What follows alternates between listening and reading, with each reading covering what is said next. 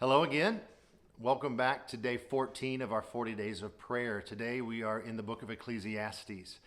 And our text today is Ecclesiastes chapter 3, verse 11. But let me encourage you, as it seems like I do just about every time, to read a little bit more than that. Specifically, read verses 1 through 15 of Ecclesiastes 3. And starting in verse 1, we have a poem. A beautiful poem that I would bet most of the world thinks was written by the Byrds back in the Vietnam War, but it actually comes straight out of Scripture. And I know you're familiar with it. It says there's a time for everything, a season for every activity under the heavens.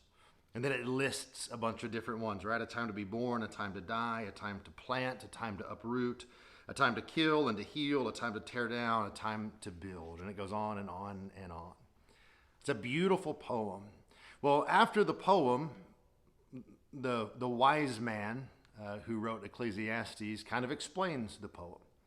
And whenever we do DBS studies, we always ask the same questions. And in this question, or in this passage, the first two questions of DBS are the questions that the writer answers.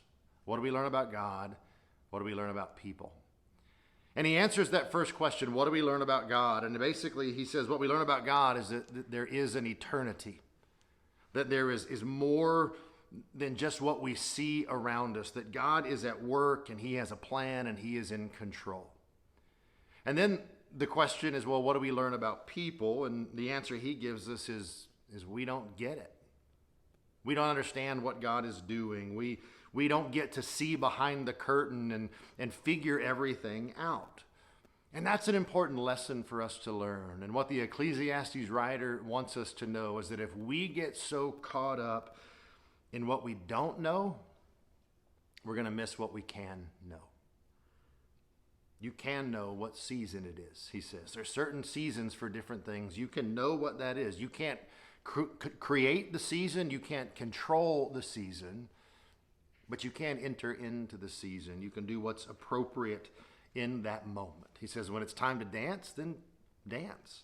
He says when it's time to mourn, mourn. And when it's time to embrace, embrace. And when it's time to refrain from embracing, then refrain from embracing. But he just says, listen, know what moment it is and live in that moment. We have the passage we've heard and we've sung. This is the day the Lord has made. Let us rejoice and be glad in it. Whatever season you find yourself in, God says, live in that season. Some are harder than others. Some are wonderful. You can't create the season. You can't change the season, but you can live in it. So let me encourage you to do that today.